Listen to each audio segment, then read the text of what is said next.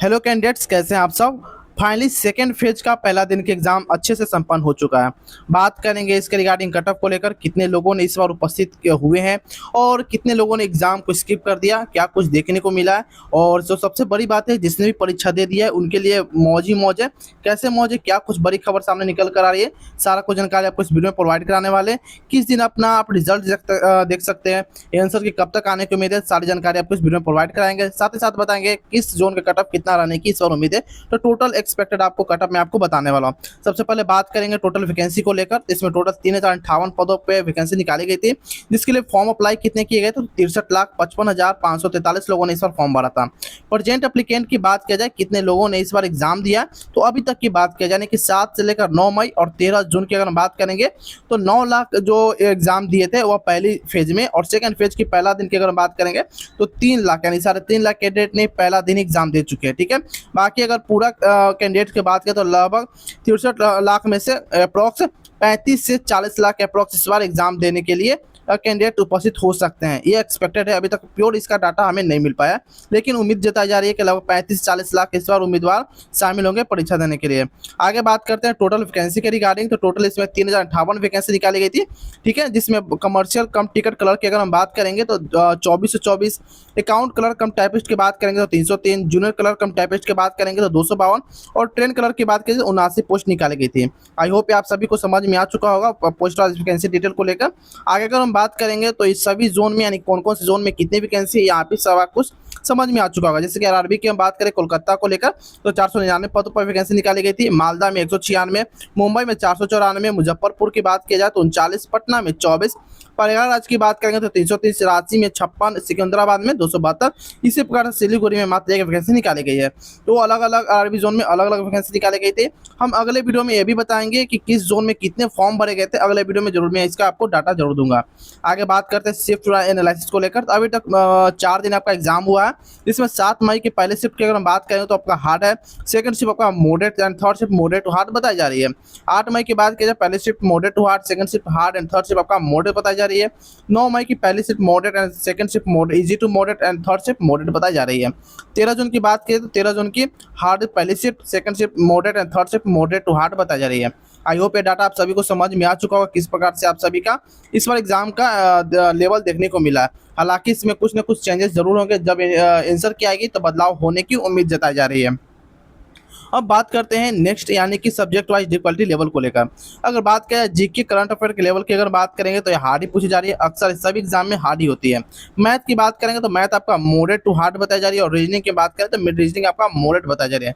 Reasoning में ठीक ठाक सभी लोग स्कोर कर रहे हैं। अगर एग्जाम पैटर्न की बात किया जाए तो सीबीटी 1 एग्जाम पैटर्न में आपका जनरल अवेयरनेस या करंट अफेयर की अगर हम बात करेंगे तो आपके 40 क्वेश्चन 40 नंबर के पूछे जाते हैं। मैथमेटिक्स की बात करें 30 क्वेश्चन 30 नंबर की। वहीं बात करेंगे रीजनिंग को लेकर तो 30 क्वेश्चन 30 मार्क्स के पूछ जाते हैं। ये टोटल नंबर ऑफ क्वेश्चन की अगर हम बात करेंगे तो 100 क्वेश्चन हो जाते हैं टोटल 100 मार्क्स के। यहाँ पर बात यह होती है कि सीबीटी 1 कितने लोग क्वालिफाई करेंगे तो 15 टाइम्स स्टूडेंट, यानी कि 15 गुना कैंडिडेट्स को सीबीटी 1 क्वालिफाई कराना है, यानी कि 15 गुना जो कैंडिडेट है सीबीटी 2 के लिए पास करेंगे। ठीक है, आगे अगर हम बात करेंगे सीबीटी 2 एग्जाम पैटर्न को लेकर तो ये सीबीटी 1 है वह ये सीबीटी 2, इसमें आपको टोटल 3 सेक्शन इसमें भी होते हैं, 3 सब्जेक्ट। इसमें पहला जनरल अवेयरनेस, मैथमेटिक्स और रीजनिंग पूछे जाते हैं। ये 50 क्वेश्चन जनरल अवेयरनेस के हो जाते हैं, 35 क्वेश्चन मैथ्स के और 35 क्वेश्चन रीजनिंग के होते हैं। टोटल नंबर ऑफ क्वेश्चन की बात करेंगे तो 120 क्वेश्चन आपके 120 मार्क्स 120 क्वेश्चन पूछे जाते हैं। इसमें भी आपको सेम 90 मिनट का समय दिया जाता है। 1/3 का नेगेटिव मार्किंग इसमें भी है और इसमें भी है। आई होप ये भी आपको समझ में आ चुका होगा। देखिए यहाँ पर 90 मिनट समय दिए जा रहे हैं 120 क्वेश्चन के लिए, और यहाँ पर आपको 90 मिनट के समय दिए जा रहे हैं 100 क्वेश्चन के लिए। तो आपका क्वेश्चन का जो लेवल है वह बढ़ा दिया गया, यानी कि नंबर ऑफ क्वेश्चन की संख्या यहाँ पर बढ़ा दी गई है सीबीटी 2 में। आई होप आप सभी को समझ में आ चुका होगा। अगर हम बात करेंगे मिनिमम पासिंग मार्क्स को लेकर, देखिए क्वालिफाइंग मार्क्स आपको सबसे कम यानी कम से कम कितना आपको लाना चाहिए पास करने के लिए, तो देखिए अगर आप परसेंटेज की बात करें तो 40% यूआर ईडब्ल्यूएस में लाना ही पड़ेगा अगर आप एग्जाम दे रहे हो यूआर ईडब्ल्यूएस कैटेगरी से तो।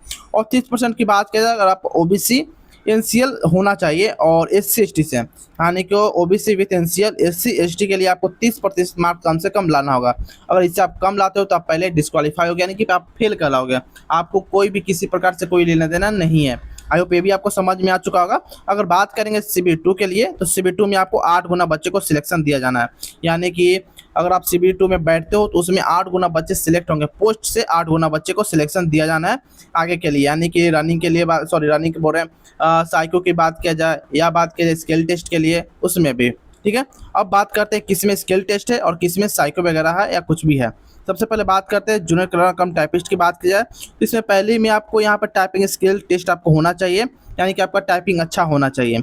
अकाउंट्स क्लर्क कम टाइपिस्ट की बात करेंगे तो टाइपिंग स्किल टेस्ट इसमें भी है, बाकी 2 पोस्ट में नहीं है और 2 पोस्ट में है, यानी कि 2 पोस्ट ऐसा है जिसमें आपको सिर्फ CBT 1 और CBT 2 देना है, जो कि all common for all post यहाँ पर आपको दिख रहे होंगे। यानी कि 2 पोस्ट ऐसे हैं जिसमें आपको स्किल टेस्ट देना है, 2 पोस्ट ऐसे हैं जिसमें आपको किसी प्रकार से कोई भी स्किल टेस्ट साइको वगैरह नहीं देनी है, ठीक है। आगे बात करेंगे नेक्स्ट कि टाइपिंग स्टेप का क्या होना चाहिए, यानी कि WPM आपका क्या होना चाहिए, ठीक है।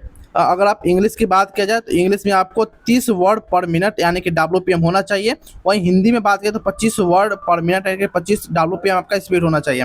ड्यूरेशन की अगर हम बात करेंगे तो आपका 10 मिनट आपको समय दिए जाएंगे। कंडीशन की बात की तो condition tool editing tool like back space and delete are generally disable during the test.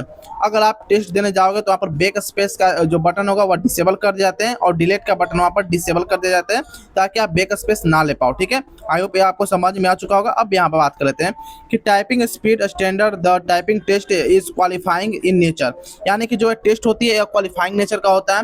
देखिए meaning marks are not added to the final merit list, इसका जो नंबर है फाइनल मेरिट लिस्ट में यानी कि जो अंतिम मेरिट सूची है तो इसमें नहीं जुड़ते हैं, but your must pass the eligible for those specific post, यानी कि यह लेकिन पास करना काफ़ी इंपॉर्टेंट जाती है जिसमें भी आपका टेस्ट स्किल टेस्ट मांग रहे, जैसे कि जूनियर क्लर्क कम टाइपिस्ट में और अकाउंट क्लर्क कम टाइपिस्ट में अनिवार्य हो जाती है। आई होप यह सारा डाटा आप सभी को समझ में आ चुका होगा। अब नेक्स्ट बात कर लेते हैं, अगर आप किसी भी गवर्नमेंट जॉब की तैयारी करते हो, चाहे वह SSC हो, रेलवे हो या किसी भी अदर स्टेट लेवल के एग्जाम की अगर तैयारी करते हो तो ये सभी बुक आपके लिए काफ़ी इंपॉर्टेंट जाती है, तो इसका लिंक आपको डिस्क्रिप्शन बॉक्स में देखने को मिलेगा। साथ ही साथ बात करेंगे अगर आपने CBT 1 एग्जाम दे चुके हैं तो CBT 2 के लिए भी आपको अच्छे से अच्छे बुक आपको डिस्क्रिप्शन बॉक्स में वहाँ पर उपलब्ध है, वहाँ से आप जाकर परचेस कर सकते हो। काफ़ी कम दाम में ऑफर लगा हुआ है, अमेजन फ्लिपकार्ट दोनों पर आपको बुक सेल में मिल जाएगी काफ़ी कम दाम में। आगे बात करते हैं एक्सपेक्टेड कट ऑफ के रिगार्डिंग। अगर आप ग्रीन जोन से फॉर्म भरे हो, यानी कि अगर आप कोलकाता, रांची, हुबली, बेंगलोर, गुवाहाटी, चेन्नई, सिकंदराबाद, बिलासपुर से फॉर्म भरे हो तो आपके लिए यूआर के लिए कम से कम 62 से 65, OBC 58 से 60, EWS के बाद 53 से 56, SC 50 से 52 और ST 48 से 50 क्वेश्चन 50 अंक आपका आना चाहिए। क्वेश्चन की हम बात नहीं करें क्योंकि क्वेश्चन सही होने के बाद निगेटिव मार्किंग होने के कारण घट भी जाते हैं, तो क्वेश्चन सही नहीं है इतना आपका नंबर आना चाहिए। रो स्कोर की बात करें, रो मार्क्स की हम बात करें, ठीक है, इसमें आपका नॉर्मलाइजेशन प्लस बोनस अंक दोनों भी जुटना बाकी है। हाँ, एग्जाम खत्म होने दीजिए, दोनों के बारे में डिटेल से सभी को जानकारी देंगे, नॉर्मलाइजेशन कितना हो सकता है, बोनस अंक कितना आपको मिल सकता है, ठीक है। लेकिन अभी तक पूरा एग्जाम होने दीजिए, सारा डाटा हमारे पास आ जाएंगे, विथ प्रूफ आपको मैं दिखाने वाला हूँ। तो आप चैनल को सब्सक्राइब करना मत भूलिए, कोई भी लेटेस्ट अपडेट आती है तो सबसे पहले आपको चैनल पर देखने को मिल जाती है। अब बात करते हैं रेड जोन को लेकर, तो रेड जोन में अगर कोलकाता, भुवनेश्वर, प्रयागराज, हाजीपुर, पटना, न्यू दिल्ली, चंडीगढ़, जबलपुर, भोपाल, मुंबई, अहमदाबाद, मुंबई की बात किया जाए, गोरखपुर, जयपुर, अजमेर जैसे जोन इस बार आपको देखने को मिल जाएगी जो कि रेड जोन में। अगर आपका इनमें से कोई भी अगर जोन है तो आपके लिए रेड जोन यहाँ कब कल आएंगे, आपको यूआर से 66 से 70, OBC से 63 से 65, EWS से 60 से 62, SC 55 से 58 और ST के लिए 52 से 55 अंक यानी कि स्कोर आना जरूरी है। रो मार्क्स की बात करें, ठीक है, इसमें नॉर्मलाइजेशन बोनस अंक दोनों देखने को मिल सकती है। एक डाउट आप सभी को यहाँ पर जरूर आ रही है कि नॉर्मलाइजेशन कितना इस पर देखने को मिल सकती है। जैसे शिफ्ट क्या पेपर आप सभी को देख रहे हैं, एग्जाम का लेवल मॉडरेट टू हार्ड ही बताई जा रही है, ऐसे तो इजी तो आपकी एग्जाम का लेवल नहीं है, एग्जाम का लेवल मॉडरेट टू हार्ड ही है। तो इसके अनुसार अगर एवरेज की अगर बात करेंगे तो 10 से 12 अंक सभी में नॉर्मलाइजेशन के रूप में देख सकते हैं, जैसे कि आपने हाल ही में LP CBT 1 में देखा होगा या NTPC ग्रेजुएट लेवल CBT 1 के एग्जाम में आप लोगों ने देखे होंगे, ठीक है। स्कोर कार्ड आने के बाद बहुत सारे लोगों के वैकेंसी जो नंबर है कम भी हुए हैं, बहुत सारे लोगों के नंबर नॉर्मलाइजेशन के नाम पर बढ़े भी हैं।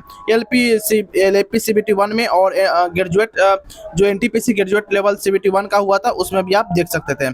अब बात करते हैं रिजल्ट के रिगार्डिंग, तो रिजल्ट परीक्षा खत्म होने के 1.5 से 2 मंथ के अंदर में आपका रिजल्ट जारी कर दिया जाएगा। बाकी बात करेंगे आंसर की को लेकर, तो परीक्षा खत्म होने के 7 दिनों के अंदर में आपका आंसर की भी जारी कर दिया जाएगा।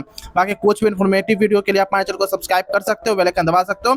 रिजल्ट के रिगार्डिंग या आंसर के रिगार्डिंग कुछ भी इन्फॉर्मेशन आती है तो सबसे पहले आपको चैनल पर देखने को मिल जाएगी, तो चैनल को आप सब्सक्राइब कर सकते हो, बेल आइकन दबा सकते हो। तो फिर मिलते हैं कोई अदर इन्फॉर्मेटिव वीडियो में, तब तक के लिए जय हिंद, जय भारत दोस्तों।